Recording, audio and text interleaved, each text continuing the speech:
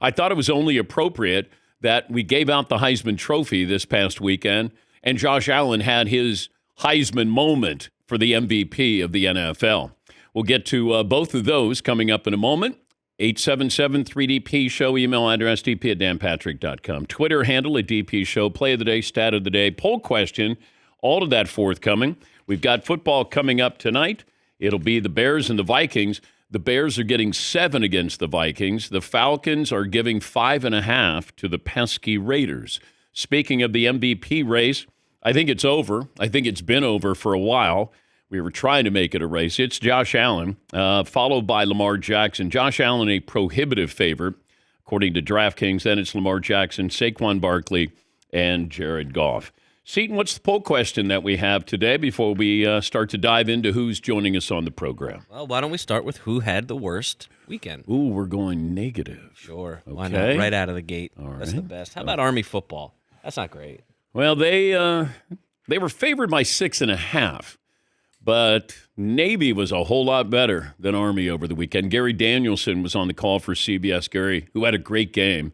He'll join us coming up a little bit later on. Yeah, that was a bad loss because Army undefeated. Hey, maybe they get into the playoffs. Hey, maybe how are they going to do against Notre Dame? They got roughed up. And then you got roughed up against Navy as well. Navy was the better team, certainly on Saturday. Anybody else in there? Well, you could put the Detroit Lions on there. You could more specifically put the Detroit Lions defense on there. Boy. They had a terrible weekend. Yes, they did. And Josh Allen took advantage of that. So the Bills, they're going to score points. They are the first team to score at least 30 points in 8 consecutive games in a single season.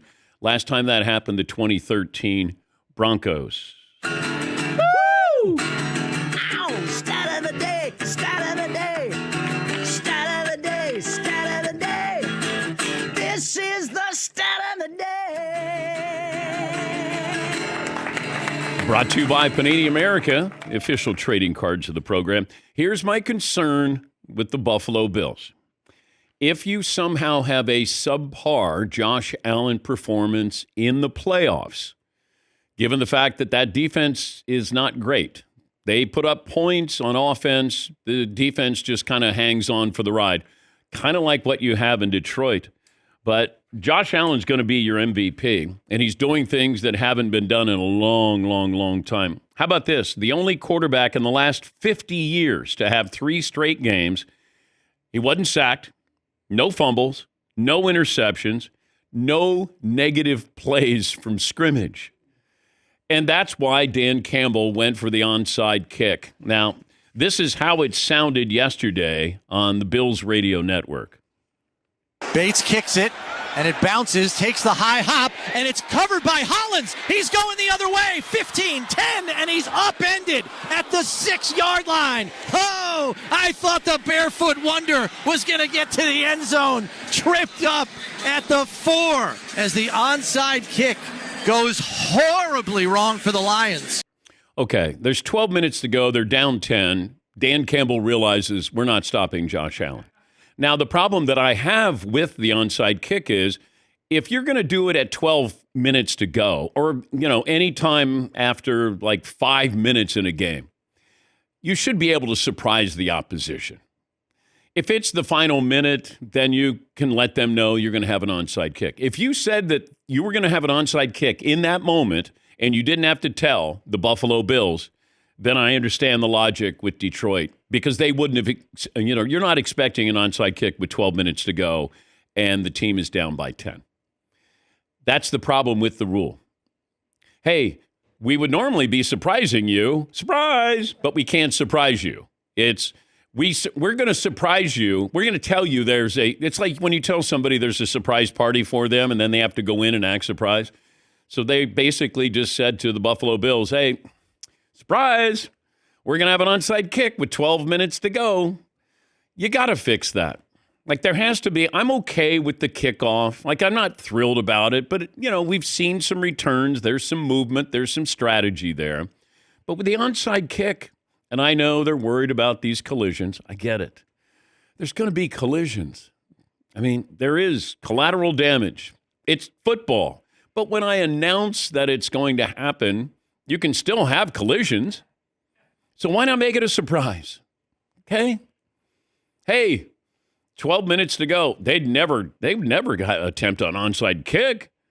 Here's Dan Campbell on why he attempted the onside kick.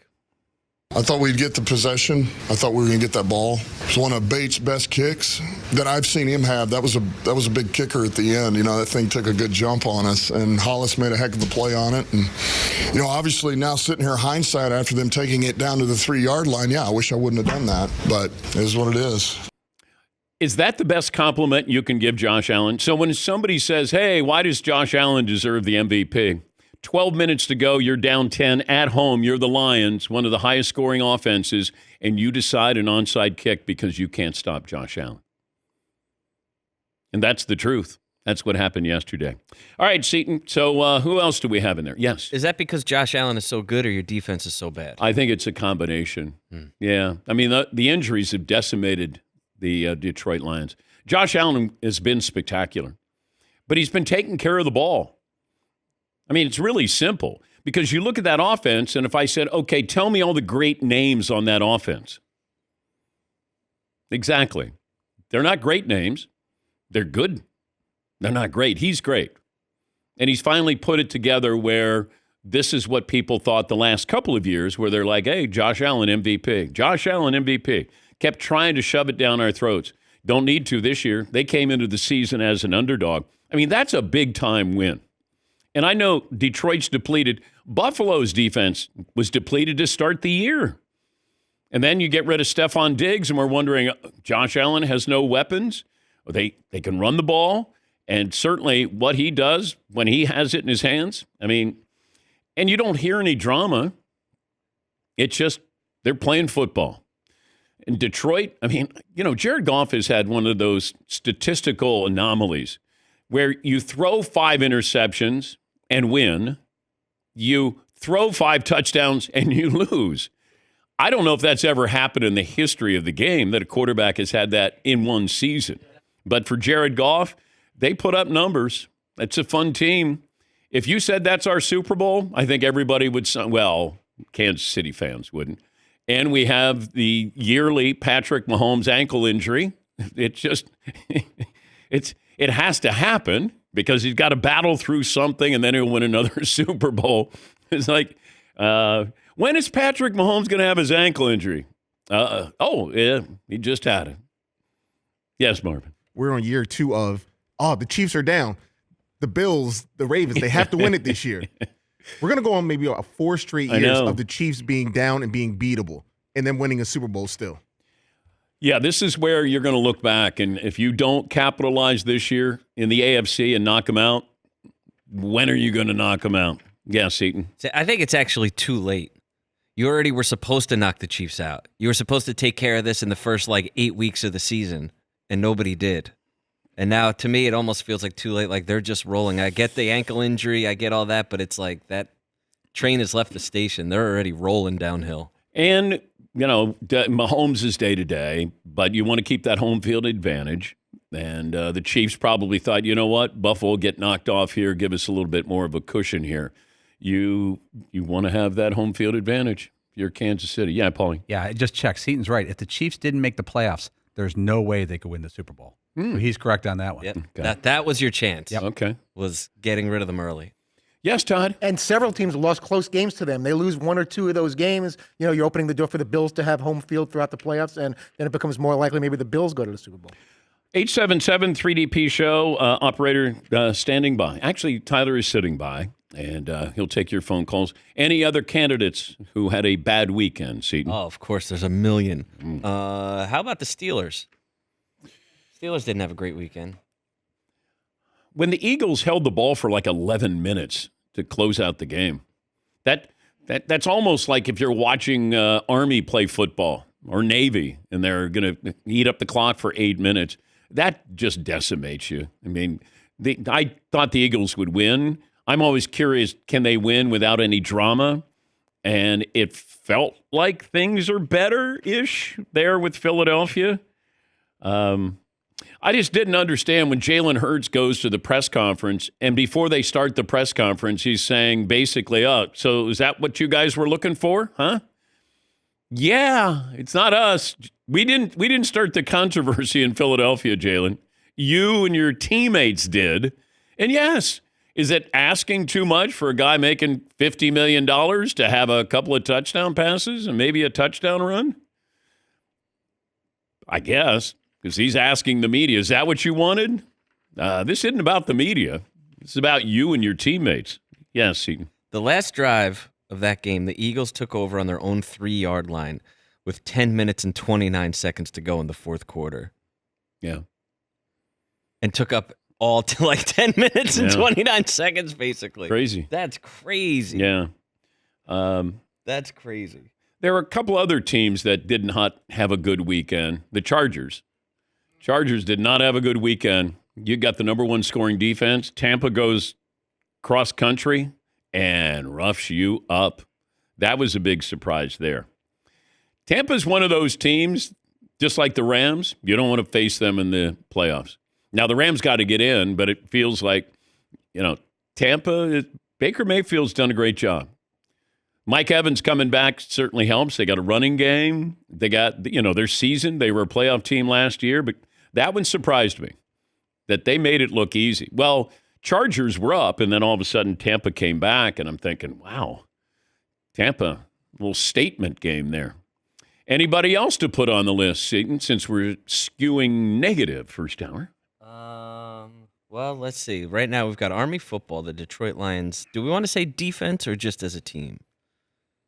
Well, I'll say team. Well, because Dan Campbell, his whenever something doesn't work out, it's like, I don't know if he's calling the right plays here. This is who he is, man. Yeah, I kind of love that. I think if you're on that team, I think you love that it's like we're all in. I just want to make sure. Okay. I'm not big on analytics. There was a lot of groaning on the other side. Yeah. The analytics, or I do love gut feeling of, hey, my team, they can get this first down, or we're going to try the onside kick I didn't like in the moment. I get it. You can't stop Josh Allen. And if you had the element of surprise, then I would say yes, because you wouldn't have expected that. And then, it's already almost mathematically impossible to recover an onside kick. If you look at the analytics, it's not in your favor. If you were able to surprise, then I got it. You didn't. They nearly took it back for a touchdown. They eventually capitalized on that. So, is that our poll question? Yeah, we could put Tua on there. I don't know if he had a great weekend. Yeah. Dolphins losing to the Texans. Let me see. Anything else in here? Oh, Packers. The Seahawks at home. That was a big game for them. Yeah. You got to win. Yeah. You got to win. No show. No show, Marino. How about that, nice Todd? Callback. No Sean Marino, Bronco running back. No show. Thank you, Todd. I don't know where it came from. I love that. Thank you, Todd. So the Seahawks went from atop the NFC West to they're not in the playoffs at all right now. Is that accurate? I don't know. I think they've lost their playoff spot as of today. They went from first place NFC West with a win, and they were already in first place going into that game, and now they're not even a wild card team right now. So the Rams are leading the division. I believe they are. Yes, they are. Okay. I don't get caught up in all those details. Only 3 games left. This is the time to look at these things. Big game coming up Thursday night. Oh, that's not the music for Thursday night. No. What is the music for Thursday? I don't know, but it's the 9-5 Broncos at the 8-6 Chargers Thursday night, and that's huge. Todd's got his Bronco gear on. Oh, the pronouns, the Denver pronouns. We won. We beat the Colts, but they need to beat the Chargers. We're the fighting pronouns. Yeah. I love what Todd's they, them, or we, us. That's what it is. They've got to beat the Bolts in SoFi Thursday night. Oh, you know who had a bad weekend? Guys who score touchdowns but don't score touchdowns because they don't get over the goal line. It's a bad weekend for knowing where the goal line is. God, is that terrible. Terrible. I don't get it.